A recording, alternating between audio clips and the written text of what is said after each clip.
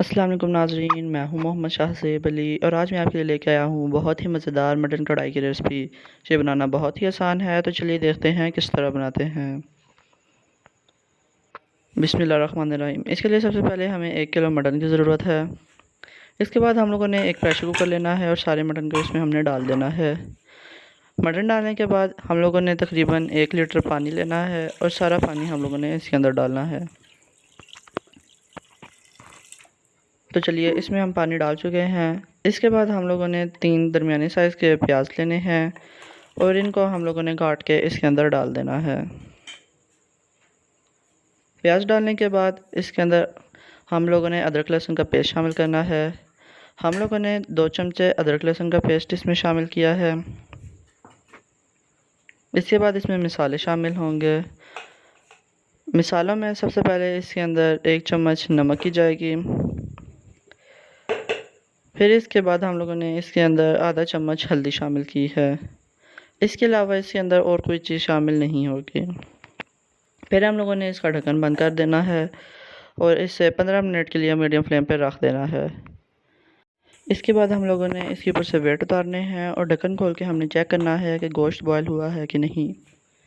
तो आप देख सकते हैं कि यखनी बन चुकी है और गोश्त भी अच्छे तरीके से बॉयल हो चुका है। हम लोगों को यखनी की अभी ज़रूरत नहीं है, इसलिए हम इसे गोश्त से अलग कर लेंगे। तो हम लोगों ने एक नेट लेनी है और इसकी मदद से गोश्त और यखनी को अलग हमने करना है। हम लोगों ने सारा गोश्त इस नेट में डालना है और इस यखनी को अलग कर देना है। तो आप देख सकते हैं कि सारा गोश्त यखनी से अलग हो चुका है। इसके बाद हम लोगों ने एक कढ़ाई लेनी है और इसके अंदर हम लोगों ने सारा गोश्त डाल देना है।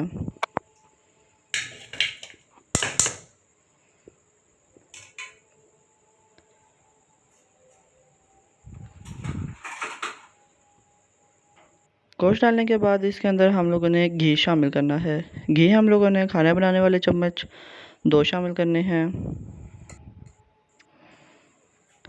हम लोग इसके अंदर ऑयल नहीं डालेंगे बल्कि घी डालेंगे, क्योंकि घी से कढ़ाई ज़्यादा मज़े की बनती है।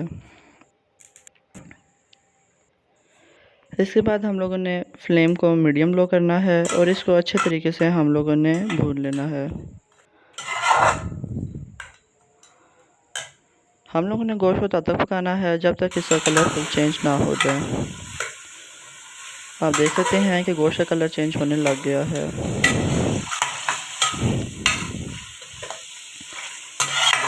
गोश्त का कलर तो चेंज होने लग गया है, लेकिन ये अभी तक फुल पका नहीं है, तो हम लोगों ने इसको और पकाना है अभी।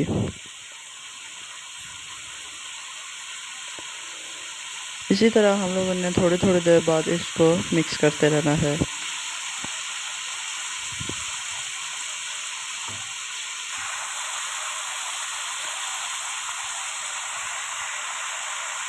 अब आप देख सकते हैं कि गोश्त का कलर काफ़ी चेंज हो चुका है और ये काफ़ी अच्छे तरीके से पक भी रहा है।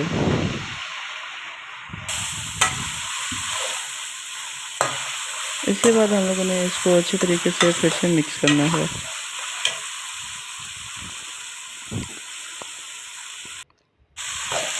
अब तकरीबन 10 एक मिनट हो चुके हैं, तो आप देख सकते हैं कि ये गोश्त अच्छे तरीके से पक चुका है और इसका कलर भी चेंज हो गया है। फिर इसके बाद हम लोगों ने इसके अंदर 2 दरमियाने साइज़ के टमाटर डालने हैं और 6 से 7 कटी हुई सब्ज़ मिर्च हम लोगों ने इसके अंदर शामिल कर देनी है। ये दोनों चीज़ें डालने के बाद हम लोगों ने इसको अच्छे तरीके से मिक्स करना है और फिर इसके अंदर हम लोगों ने खुश्क मसाले शामिल करने हैं। खुश्क मसालों में सबसे पहले कुटी हुई लाल मिर्च 2 चम्मच शामिल होगी। इसके बाद इसके अंदर हम लोग 1 चम्मच पिसा हुआ गरम मसाला इस्तेमाल करेंगे। हम लोग मटन कढ़ाई बना रहे हैं, तो इसके अंदर हम लोग पिसा हुआ गरम मसाला इस्तेमाल करेंगे। फिर इसके बाद हम लोग इसके अंदर 1 चम्मच हल्दी के शामिल करेंगे। इसके अंदर नमक शामिल नहीं होगा, क्योंकि नमक हम लोगों ने गोश्त फ्राई करते हुए डाल दिया था। इसके बाद हम लोगों ने इन सारी चीज़ों को अच्छे तरीके से मिक्स करना है। इन सारी चीज़ों को अच्छे तरीके से मिक्स करने के बाद इसके अंदर हम लोगों ने 1 चम्मच कुटी हुई काली मिर्च शामिल करनी है। काली मिर्च से बहुत अच्छी खुशबू आती है और इससे जायका भी बहुत मज़े का हो जाता है। तो 1 चम्मच काली मिर्च शामिल करने के बाद हम लोगों ने इसको अच्छे तरीके से मिक्स करना है।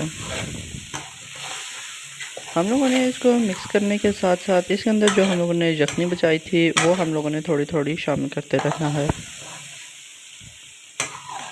हम लोगों ने इसको अच्छे तरीके से तब तक पकाना है जब तक जो इसके अंदर टमाटर नज़र आ रहे हैं वो बिल्कुल इसके अंदर घुल ना जाए। तो चलिए, यखनी डालने के बाद इसको हम लोगों ने मीडियम से लो फ्लेम पे ढक के रख देना है। हम लोगों ने इसको तकरीबन 5 मिनट के लिए मीडियम लो फ्लेम पर ढक के रखना है। तो आप देख सकते हैं कि यखनी की वजह से ये कढ़ाई कितनी मज़े की हो गई है। हम लोगों ने इसको फिर अच्छे तरीके से मिक्स करना है क्योंकि अभी तक इसके अंदर टमाटर नज़र आ रहे हैं।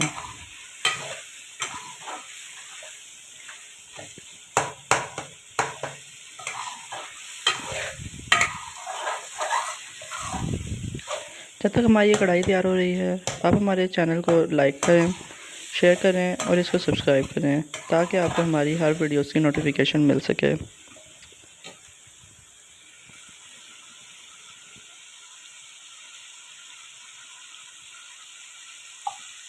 तो अब हम इसके अंदर थोड़ी सी और यखनी डालेंगे।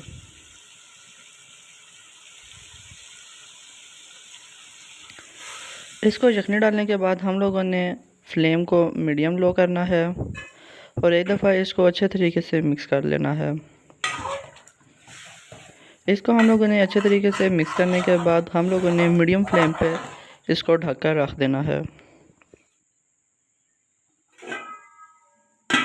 5 से 10 मिनट हम लोगों ने इसको ढक कर रखना है और फिर इसके बाद ये हमारी कढ़ाई तैयार हो जाएगी। आप देख सकते हैं जो हमने इसमें यखनी डाली थी वो भी सारी ख़त्म हो गई है।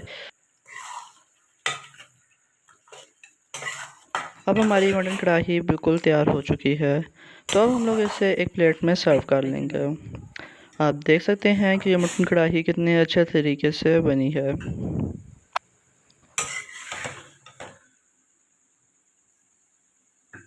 इसको एक प्लेट में सर्व करने के बाद हम लोग इसके ऊपर अदरक और सब्ज़ मिर्चों के स्लाइसेस से गार्निशिंग कर लेंगे। तो चलिए नाजरीन, इसी के साथ हमारी आज की मटन कढ़ाई की रेसिपी मुकम्मल होती है।